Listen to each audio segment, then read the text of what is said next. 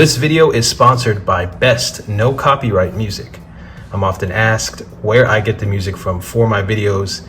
The answer used to be a whole bunch of places, but now I get it all from one place. It's Best No Copyright Music, whether you just want to listen to some good tunes or you want music for your own content. Best collection of Best No Copyright and royalty-free music on the web, on YouTube. Best No Copyright Music. Link to their channel in the description. Hey, what is going on, wonderful people? I've got an unboxing today, and this one is, I guess you could say, a few months late, but I just got my hands on it, so I wanted to unbox it for you. It is the iPhone 13 Pro Max. I have had the regular iPhone 13 Pro for a while, but I have seen some questions from people about the differences in design, size, etc. between the iPhone 13 Pro Max and the Samsung Galaxy S22 Plus, not the Ultra. Of course, most of the comparisons you're going to see online are between the Ultra and the Max, or between the regular iPhone 13 and, let's say, the regular S22. This is not going to be a full comparison, just going to compare the designs and the size, etc., because a lot of people had questions about that, even about the color, the differences between Samsung's white and the silver of Apple. Yes, I know most people put cases on their devices, although a lot of those cases are clear, so you see the color, but design is important to a lot of people. So let me get started here with the unboxing. As you know, Apple moved to a black box a couple of years ago for their Pro models, something Samsung had been doing for a long time, and I am not trying to start a war in the comments section. Both of these companies and operating systems have copied from each other. And if you think one is doing that and the other is not, I'm sorry to say, but you've got an emotional attachment to a company that is irrational. So, black box, you got a picture of the device in the color you bought it in. And it really is nice. It's kind of a raised image here, almost 3D-like. And the parts that are showing the metal around the camera lenses and around the phone itself actually shine a little bit as if they are metal. So really, really nice presentation here. iPhone branding on the side, both sides in fact. And you've got the Apple logo on the top. I got the 128 gigabyte version of this Max. And on the back, some serial information, and it tells you what model you got and just some information about the iPhone. Of course, the iPhone 14 series will be out quite soon, and by that time the iPhone will look more and more like Android. The way that display is going to have a hole punch. So let's get this thing open. You see this pull tab over here, so simply pull that off. And on the other side, do not need an unboxing knife for this, which is nice. Flip that over, and we have the device. Really beautiful. I think the silver has been one of the favorites of people since the iPhone 10, really. I mean, all the colors are actually quite nice, but some of them are a little niche, whereas the silver, I would say, and the graphite definitely appeal to the masses. And this is really, really nice here. You see the frosted glass on the back. You can barely see that Apple logo. I think the Apple logo is least visible on the silver. And turn it to the side. You see those absolutely gorgeous and tough stainless steel chassis there. And let's turn it around. And what I will say right off the bat is that the phone is not quite as heavy and as big as I expected. When I saw the dimensions online and just saw how heavy the regular iPhone 13 Pro is, I expected this to be an absolute behemoth. I will still say that it is probably easier to operate the Samsung Galaxy S22 Ultra. But if size on phones isn't a big deal to you, it's not a massive difference. And yeah, this phone is not bad. Of course, if you're going to have a case on it, especially like an OtterBox, you may want to think about going for the smaller version, because that is definitely going to be a handful. I'll put this off to the side for just a second to show you all the wonderful things that come in the box, such as a USB-C to Lightning cable and a bunch of booklets. Oh wait, we also have a sticker. So to be honest with you, I bought this for the sticker. It's just a bonus that the phone comes with it. No, I'm just kidding. I apologize for that outburst. So it says designed by Apple in California, and it really does suck that we don't get the charger anymore. And frankly, I find it a little bit gimmicky, but that's just one man's opinion. Also interesting to note that the charger might have to be included in some regions, and not to mention a USB-C port instead of this Lightning port, at least in Europe, because Apple lost their case there. So here it is, the Lightning port on the bottom, and you've got your speaker grill there on this side, as has been customary. You've got your volume up and down buttons, your sound mode switch, and you've got your SIM tray, and on this side, power button, and we've got our 5G antenna down here. And I must say that 5G antenna kind of sticks out. It's more noticeable on the silver model than on others for some reason. I guess they couldn't blend it in quite as well as they did on other colors.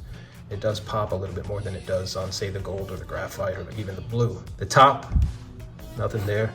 Button antenna line, of course. On the back, you've got your triple camera array, your LiDAR, your flash. So let me throw my SIM card in here and turn this thing on. Alrighty, got my SIM card in here now. We'll turn this thing on.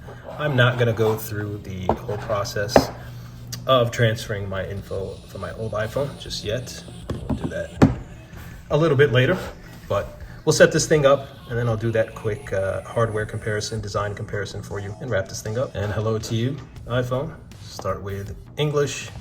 I am in the United States. I will set this up manually, and it is now activating my iPhone. I hope this doesn't take a long time. This is not a particularly active day on the calendar as far as iPhones and iPhone activations, so we will see. And there we go, data and privacy, continue. Let's set up Face ID. All right, got my code here. Thankfully, it did not stop recording. I'll agree to the terms and conditions. And I believe we are all set up now. Here we are, our new iPhone 13 Pro Max. I'll go ahead and transfer everything from my old iPhone a little bit later, my apps, data, wallpaper, etc. But let us compare quickly between the iPhone 13 Pro Max and the Samsung Galaxy S22 Ultra. Got my S22 all set up for the summer. This is the wallpaper I chose and the widgets in case you're interested in phone setups. So let's start with the size here. Obviously the iPhone 13 Pro Max is a little bit bigger. All right, it is a little bit taller. It is slightly wider. It is slightly heavier.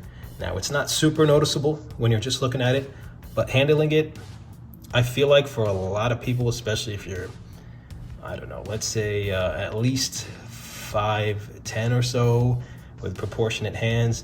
I know I'm going to be discriminating against somebody by saying that. I'm just trying to give you a proper idea. You can probably feel like you can use this phone one-handed for most tasks. Of course, this is, you know, caseless right now, but this does feel like the perfect size or close to it.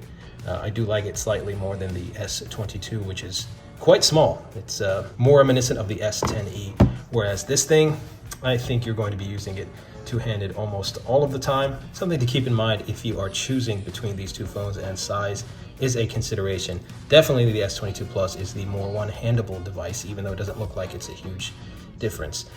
Also design-wise, you see that the metal chassis is a little bit more rounded on the Galaxy S22 Plus. Squared off edges on the iPhone on the stainless steel. This is armor aluminum on the S22 Plus. Also a lot more reflective on the stainless steel of the iPhone. And in fact, the reflectivity of the aluminum on the S22 series is less than it was on previous Galaxy S series devices. It was slightly more reflective, and I showed you this in a previous video. It was slightly more reflective on the S21, on the S20. For some reason, the aluminum this year is not quite as shiny.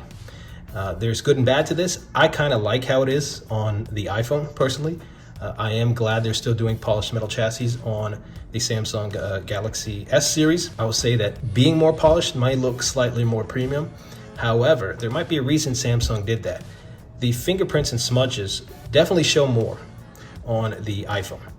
Whereas the fact that this is not quite as shiny, the fingerprints are hidden a little bit better. You still see the fingerprints and the smudges, but you kind of really have to look in there, and it's got to be from a certain angle. Whereas I feel like with the iPhone, people can kind of tell just if they're glancing at it and not looking for that, whereas you kind of have to look for it on the Galaxy devices. So it's a matter of preference, but they are different, not just the a more concave shape here, a little bit more round versus squared off, but also the amount of polish. And they're different materials, so that may have something to do with it as well. Stainless steel again versus aluminum. Triple camera array on both. You see that the Galaxy has a metal camera housing, which I think looks great. Looks really, really nice. I definitely prefer it to this over here. I feel like the camera housing is not as big of a deal on the graphite iPhone 13 Pro series, just because it's camouflaged a lot better on that color. And by the way, the graphite is slightly darker on the iPhone 13 Pro series than it was on the iPhone 12. Just FYI. I mentioned that the Galaxy is a little bit lighter. If we look at branding, both kind of have this reflective branding here. Obviously an Apple logo on the iPhone and Samsung branding on the Galaxy. Both look absolutely spectacular, beautiful, premium materials. You feel like you're holding jewelry. The colors are slightly different. It is a little bit more of a white on the Galaxy. However, ever since I bought it, I felt like from certain angles, it does look like a silvery white to me, not just a pure white. And I like that. So there is a silvery undertone to the white S22 Plus, but the iPhone is slightly less white even.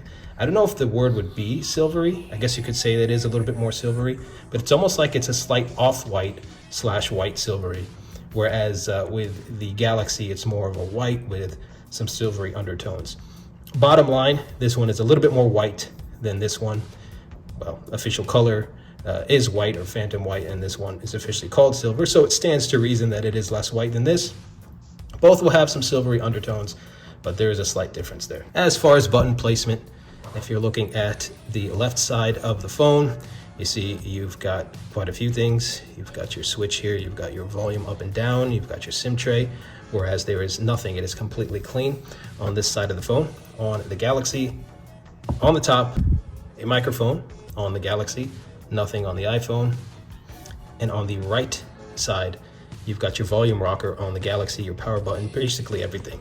And you've got your 5G antenna. And I think Samsung did a lot better with the 5G antenna than Apple did. As you see, it stands out a lot more on the iPhone.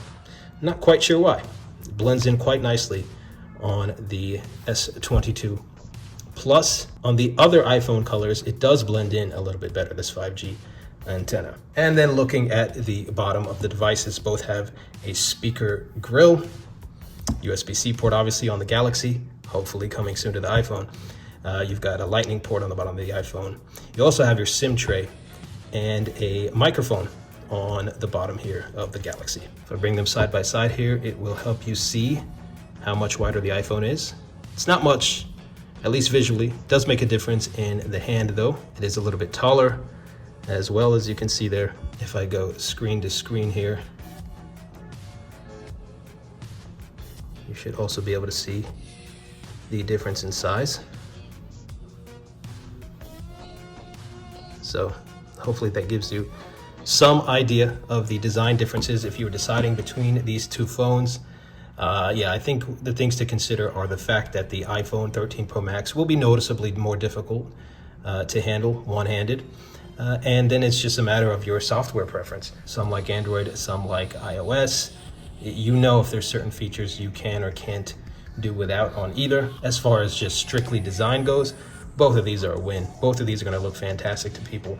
Most people probably aren't going to notice the difference in this being more polished, more shiny on the sides than the Galaxy.